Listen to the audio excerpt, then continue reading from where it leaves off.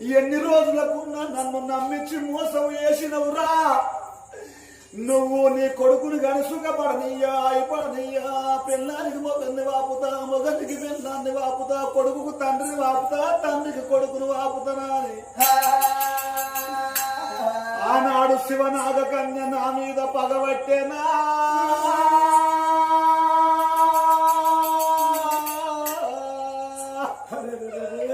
ఓ ఎవ్వలారో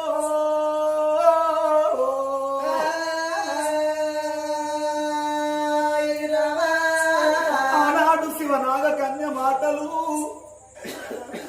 యాటికి నేటికి బాటాయనా. ఇక నా ప్రాణము పోతుంది, నా జీవనం పోతుందా అని కళ్ళల్లో నీకు తిరుగుతున్నాయి. గవ్వలాంటి కళ్ళకు రవలోలకు కమడపబట్టేనే.